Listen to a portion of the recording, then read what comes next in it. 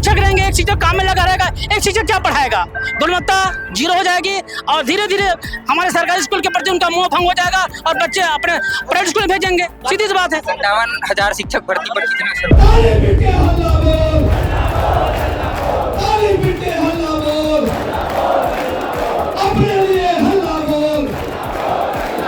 लगभग 43,000 से ज्यादा पद जो है वो खत्म हो जाएंगे। एक झटके में खत्म किया जा रहा है। आप कल का आदेश देखिए, 10,342 स्कूल को सीधा सीधा मर्ज कर दिया गया है। वो सीधा सीधा 50,000 जो पद है वो सीधा एक झटके में खत्म कर दिया गया है।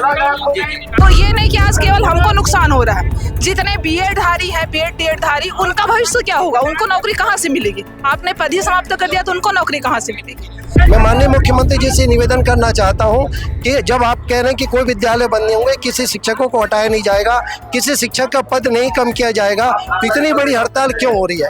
आप हमारे प्रांतीय पदाधिकारियों के साथ चर्चा कीजिए और एक सकारात्मक निर्णय लीजिए और शिक्षा का एक ऐसा माहौल बनाइए कि पूरे भारतवर्ष में छत्तीसगढ़ का नाम हो। नमस्कार, जय जोहार, जय छत्तीसगढ़ में योगेश और बिलारी टाइम्स देखना शुरू कर चुके हैं।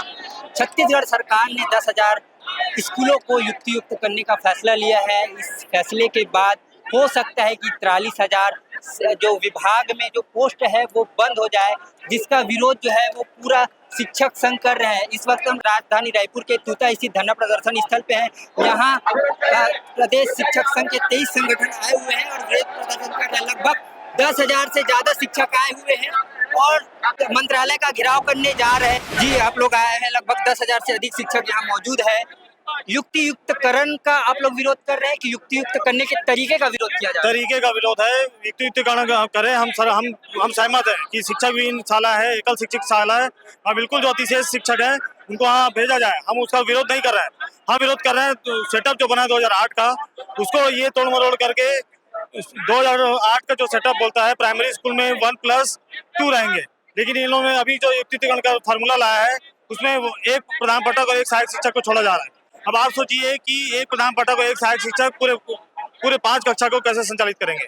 इसमें सबसे जो बड़ा नुकसान है हमारे ग्रामीण क्षेत्र में जो बच्चे, गरीब के बच्चे, मजदूर के बच्चे जो पढ़ते हैं, उनका सीधा सीधा नुकसान है।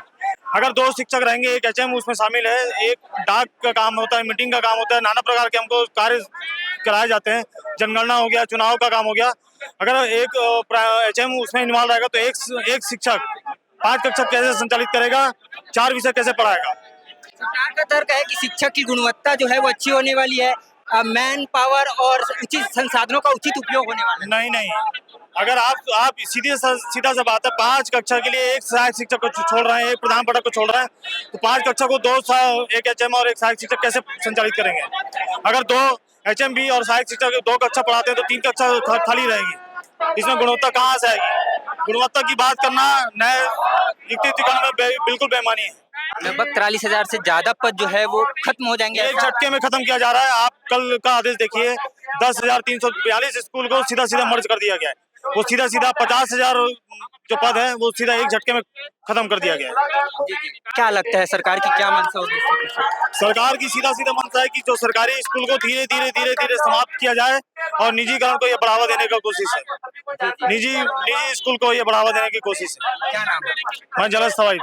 और भी हमारे साथ है जी, भारी संख्या में आए हैं जी जी, क्या लगता है सरकार क्या आपकी मांग पूरी करेगी? बिल्कुल करेगी सर। देखिए, हम युक्तिकरण का विरोध नहीं कर रहे हैं। हम चाहते हैं कि 2008 जो सेटअप बनाया गया था, वही भाजपा सरकार द्वारा बनाया गया था, उसका पालन करें।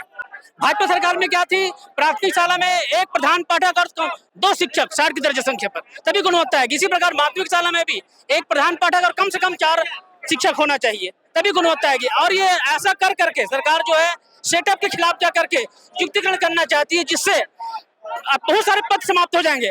और जो आने वाले समय जो बीएड डीएड कर रहे हैं, जो शिक्षक बनने का सपना सोच रहे हैं, ये बिल्कुल शिक्षक का समाप्त हो जाएगा, जिससे बेरोजगारी बढ़ेगी।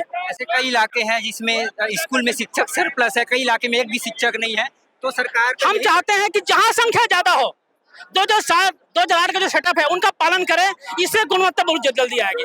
इससे अभी आप देखेंगे अधिकारियों के लापरवाही से, उनके तानाशाही से शहरीकरण में ज्यादा शिक्षक हो गए हैं और ग्रामीण शिक्षकों में ग्रामीण स्कूलों में शिक्षक जो कम हो गए हैं। तो शहर की जो संख्या जहाँ पर ज्यादा है वहाँ की संख्या को निकाला जाए और ग्रामीण क्षेत्र में भेजा जाए, ये हमारी मांग है। बच्चों को क्या परेशानी होगी, स्कूलों बच्चों को? अरे सीधी सी बात है सर, जहाँ पर 2 शिक्षक रहेंगे, एक शिक्षक काम में लगा रहेगा, एक शिक्षक क्या पढ़ाएगा? गुणवत्ता जीरो हो जाएगी और धीरे धीरे हमारे सरकारी स्कूल के प्रति उनका मोह भंग हो जाएगा और बच्चे अपने प्राइवेट स्कूल में भेजेंगे। सीधी सी बात है। 57,000 शिक्षक भर्ती पर कितना असर? बिल्कुल असर पड़ेगा सर। 40,000 पद ऐसे समाप्त हो रहा है। जितने शिक्षक स्कूल बंद उतने पद समाप्त हो जाएगा। पद ही नहीं तो भर्ती कहाँ से हो जाएगी? जो सपना जो सोचा है शिक्षक बनने की वो सारा धराशायी हो जाएगा सर। रायपुर में है और देख सकते हैं तस्वीरों के माध्यम की कि पुलिस बल भी यहाँ मौजूद है और ये जो शिक्षक है वो मंत्रालय घेराव की ओर अग्रसर हो रहे हैं।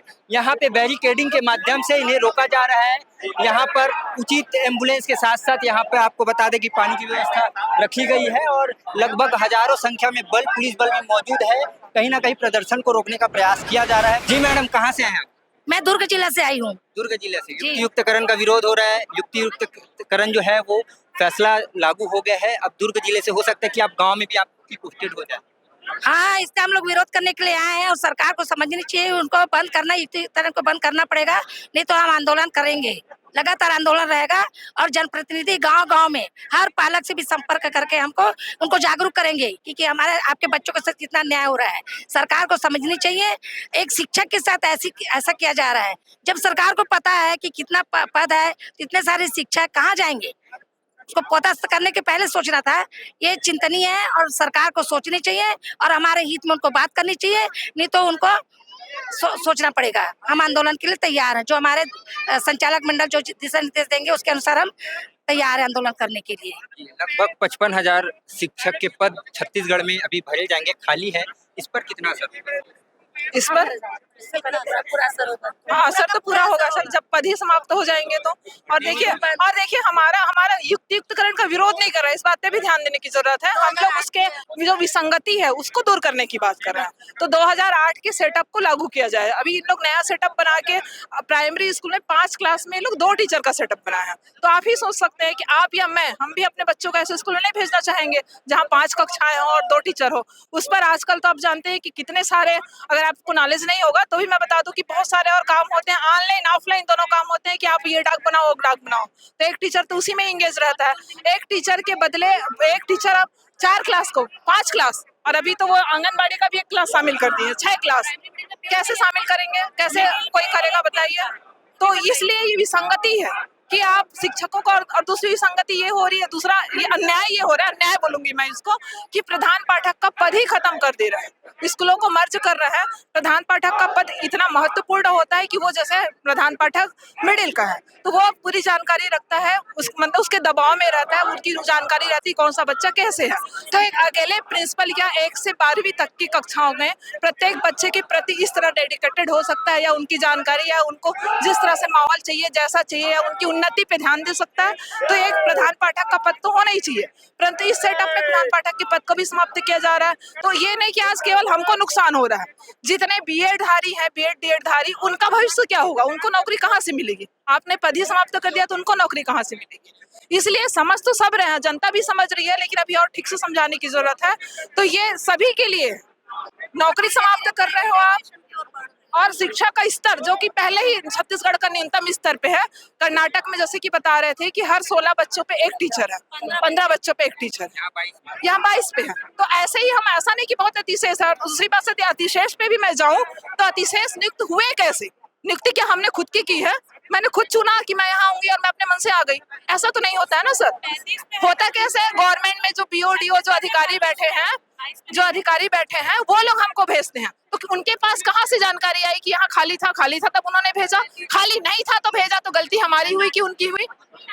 गलती उनकी हुई ना। फिर हमको फिर आज बोला जाए अतिशेष में आप बाहर निकलो, अतिशेष में बाहर निकलो। बोलने से पहले आप पदोन्नति कीजिए, पदोन्नति में ऐसे ही आपका सेटअप उसमें ठीक कर लीजिए, जहाँ काम है वहाँ पदोन्नति करके भेजिए, सेटअप ऐसे ठीक हो जाएगा। फिर जब बचेंगे तब करिए। तो युक्ति युक्तकरण का विरोध नहीं बल्कि इसके तरीके का विरोध हो रहा है। ये शिक्षक संघ वो चाहते हैं कि इसे जो 2008 का जो सेटअप था उसके हिसाब से युक्ति युक्तकरण करना चाहिए। तो कहीं ना कहीं इनका प्रदर्शन अब चालू हो गया है फैसला आने के बाद। और भी हम तस्वीरों के माध्यम से आपको खबर दिखाने की कोशिश करेंगे। जी अंकल, कहाँ से आए, क्या नाम है? मेरा नाम लोकेश गायकवाड़ है, सह जिला संयोजक कर्मचारी अधिकारी पेडिसन कोंडा गांव बस्तर। जो बातें अभी हो रही है तो मैं तो ये कहना चाहूँगा कि मध्य प्रदेश राज्य से अलग हुआ छत्तीसगढ़ 2000 में, और 2000 से 2008 तक प्रत्येक प्राथमिक शाला में 5 शिक्षक रहे, माध्यमिक शालाओं में 4 टीचर रहे, हाई स्कूल हायर सेकेंडरी में 6 और 11 की जगह 8 और 17 लेक्चरों का स्टाफ रहा। लेकिन जैसे 2008 आया, इन्होंने एक सेटअप बनाया कि प्राथमिक शाला जहाँ 5 कक्षाएं वहाँ केवल 3 टीचर रहेंगे, और माध्यमिक शाला जहाँ 3 कक्षाएं वहाँ 3 ही टीचर रहेंगे। तो आप ये बताइए, यदि 5 कक्षाएं तो 5 कक्षाओं को पढ़ाने के लिए सरकार 5 टीचरों की व्यवस्था क्यों नहीं कर सकती? जब आप 2008 का सेटअप लागू नहीं कर पा रहे हैं और शिक्षकों की कमी होगी तो निश्चित रूप से गुणवत्ता विकास में कमी होगी।